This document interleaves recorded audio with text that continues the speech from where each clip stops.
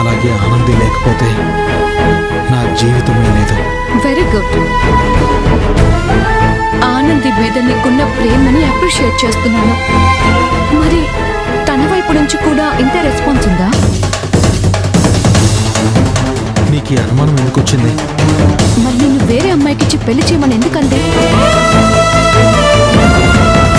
అదే 3 నెలల లోపు నీకు పెళ్లి జరగాలని, లేకపోతే నీకు అసలు పెళ్లే కాదని చెప్పినా ఆ మాట అనిందంటగా. ఇవన్నీ నీకెలా తెలుసు? సాయంత్రం మహేష్ గారు మన ఇంటికి వచ్చారు.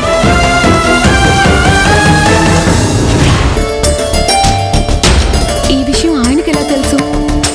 ఆనందే చెప్పిందా బావా? లేదు, నేనే చెప్పాను. అందుకే ఆయన వచ్చి మాట్లాడారు. నీ గురించి, ఆనంది గురించి చాలా బాగా చెప్పారు. మీ ప్రేమ గురించి గొప్పగా చెప్పారు.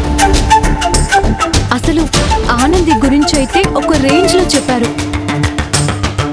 ఆనంది గురించి ఆయనకంత బాగా తెలుసా బావా? ప్రేమించిన మనిషికి తెలియకుండా ఎలా ఉంటుంది? ఏంటి బావా నువ్వు అంటుంది? నిజం, మహేష్ సార్ కూడా ఆనందిని మనసారా ప్రేమించారు. అవునా? అవును. ఈ విషయం ఆనందికి తెలుసా?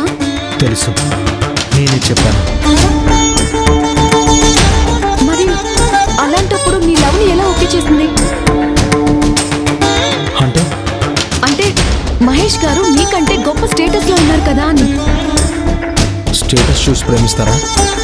ఇవాళ ప్రపంచం అలాగే ఉంది బావా. ఆనంది అయితే అలా ఆలోచించేది కాదా? అంటే తను ఈ ప్రపంచంలో లేదంటావా?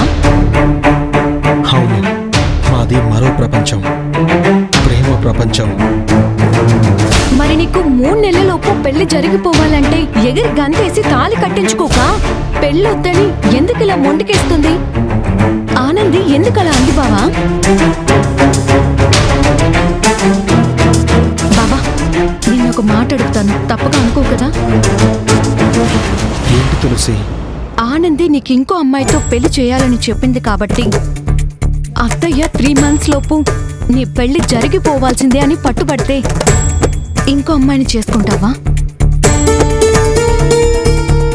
చేసుకుంటాను.